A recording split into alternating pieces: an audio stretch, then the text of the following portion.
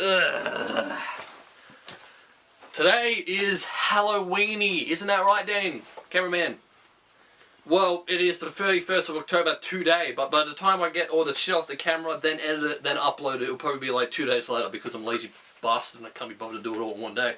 So don't get me wrong, Australians don't really care about Halloween as much as America does, but you know, we do celebrate it a little bit. Some people do.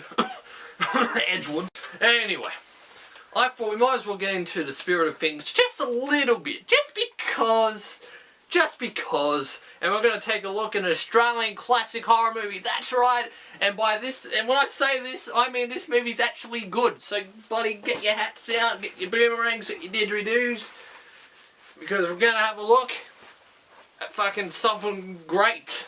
That's right, it's time for another hidden history, but this time we're leaving Wollongong. That's right, we're getting in our panel vans, we're driving all the way up to Central, and then we're getting the Silver City Comet all the way from Central, 12 hours at land of Broken Hill! Because we're watching an Australian classic fucking horror movie, Razorback! Right here. So Australia has produced a lot of horror movies. Wolf Creek, Howling 3, Rogue, which we'll get to one day, Turkey Shoot, and the extremely underrated cult classic, Razorback! Seriously. Unlike all the other films I've done, Mad Wax, Greetings from the Gong, and Loch Ness Terror, or Horror, or whatever the hell it's called, this movie is amusing. I'll put it up there with the greats like, you know, The Castle, Rogue, Running on Empty, and Muriel's Wedding. I suppose I better say Mad Max too, even though this movie does kind of have a Mad Max sort of vibe going to it. So yeah, Razorback was released in 1984 with a budget of $5.5 million. It bombed. It stars no one important, and it was directed by Russell Coit. McCoy. His name is Russell Mulcahy. He's Australian, true and blue. Although you have you'd think, oh, an English accent there, but you are an Aussie, of course. Wollongong. No, I mean... It's a Wollongong accent. You're an Australian. Oh, it's a Wollongong accent. I mean, are you permitted to talk about it? Yeah, well, it's sort of like, they rang me up and said, do you want to do this film about a killer pig? And I said, exactly. I said, you got to be kidding, you got to be kidding. I mean, I married one. It really is. Well, there it is. Okay, let's watch Razorback. And let's also hope to God that YouTube's copyright system's going to take it easy on me today. Yeah. Oh no, Danny, look! We can't put it in. The tape's still stuck in there. You can't... How are you gonna watch Razorback?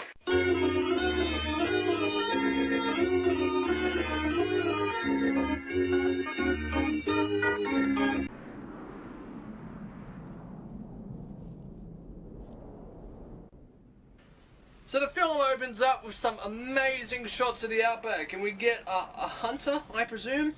He's walking home. But he's got to make sure he's at the right house first.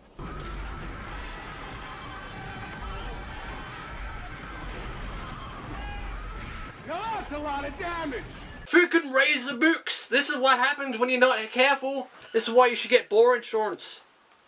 If armoured in a thick layer of bristle that can't be penetrated by a rifle shot unless it's fired from underneath it. So the hunter guy is convicted of murder of his grandson, but he's let off because they don't have enough evidence. He tries to convince the town, or 20 of them, that it was a Razorback, but, you know, like usual, no one believes him. The finding of this court is that there is insufficient evidence to support the charge. The accused is hereby discharged. Junior. So we cut to New York City, as this lady here, who kind of looks like Ellen Brody from Jaws 4, is an animal activist and travels to Australia to make a doco on kangaroos or something, I don't know, because, you know, kangaroos get it tough over here, don't they?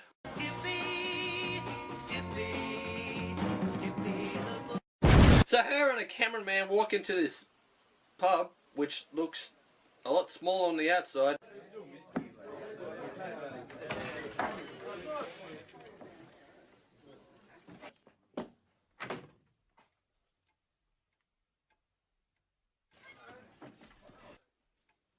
It's very cold outside. May we come in?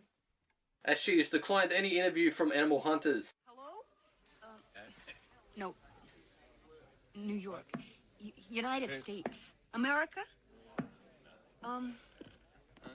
Sorry, over. No, it's my No, I want a telephone there.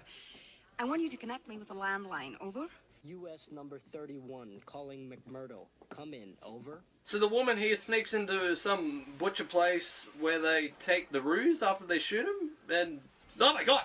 Now I don't know why, but whenever I see these characters when I watch this movie, they always remind me of the Murphys from Foot Trot Flats. I guess you have to watch it to understand.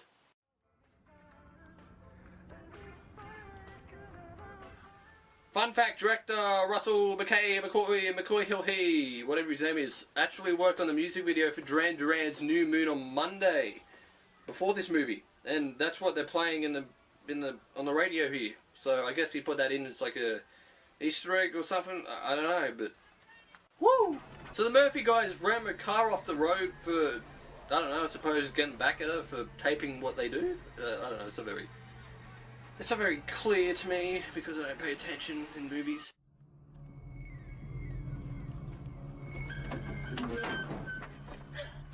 Hi. Everything okay? Any bones broken? Anything like that? Oh, what a nice guy. You know, making sure she's okay. And never mind. So I'm going to skip forward here. Don't really want to get age restricted. So basically, oh my god. So basically the board comes, the Murphy guys, I'm just going to call them the Murphy guys from now on, they get away and the lady runs back to the car.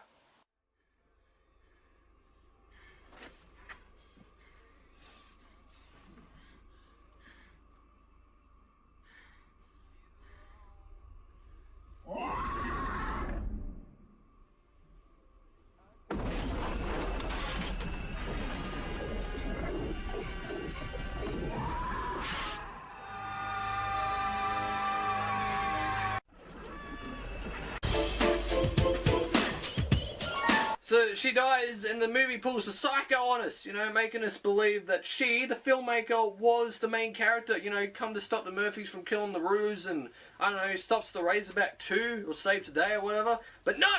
No, that's the wrong, that doesn't happen! She's killed off only 20 minutes into the movie! Just like the woman Psycho! Ingenious screenwriting. So Beth, the lady her name was, her husband comes to look for her after he finds out she's gone missing. And the movie goes all wake and fright on us. There's another one we gotta do. So he goes looking for the guy who wants to kill a Razorback to find out if he knows anything about his wife's disappearance. And he's no help. He does show off his balls though. Is that really necessary? So he goes to see the Murphys instead to see if they know. And, you know, same as before, no help.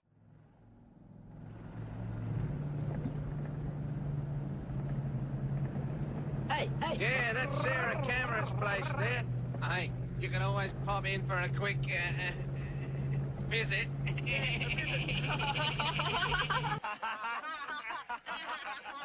So Murphys invite the American to stay with him in a cave.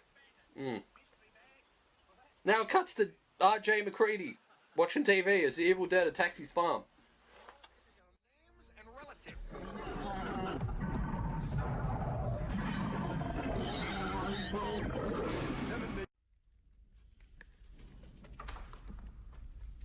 Come on, we're going hunting, mate.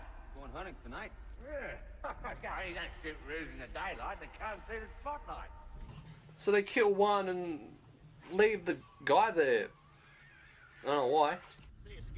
Now listen, Bill, you're in the middle of bugger all here, so for Christ's sake, don't go walkabout. We'll never find you. We'll be back in 5 or 6 hours. Fun fact, after the movie was released, the director got a surprise phone call from Stevie Boy asking him how he achieved the effects in the dream sequences. At least that's what IMDb says. I thought they smelled bad on the outside.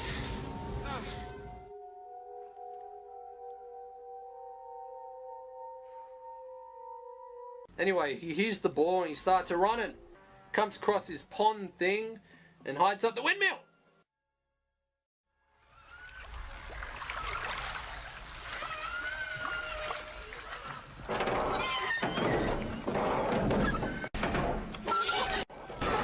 It's giving way! You can't get me! Okay, guy, don't gloat.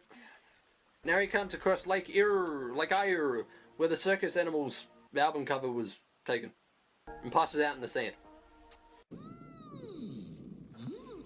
And now it turns into a never-ending story.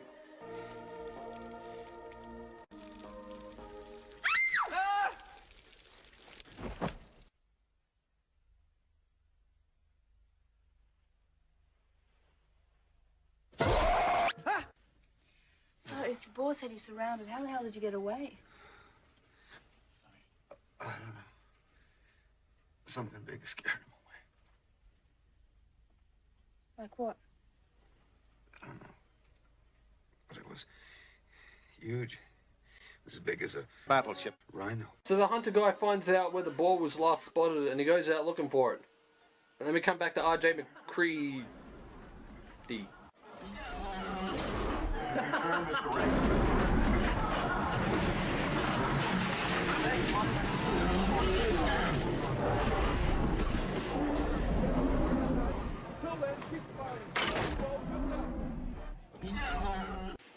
First goddamn week of winter. How long you been all by yourself here? My mum died. Oh wow, now that's old. So Captain Ahab finds the ring of the animal campaigner, proving that the boar did kill her, because for some reason the town kept telling the guy that she fell down a mine shaft. Good night, Carl. Good night, Sarah. Good night, Ned. Now, if there was a wild boar hanging around, I would not sleep outside. One thought and you're a hamburger. Those bloody Murphy! Why didn't you stay in the truck? What did you do that for? Because he was gonna go you, you mug. No, he wasn't gonna go me pig's ass. Now you just spoil everything. Spoil what? I don't know what it is, but just something about this conversation. Just, I don't know, it's funny to me. So they break the guy's legs because they think that he thinks that they killed the American lady.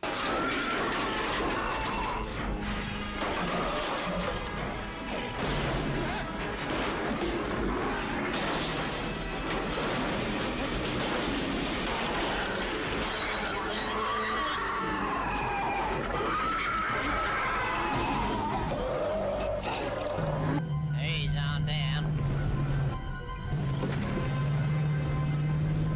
What do you do that for? Eh? I don't know.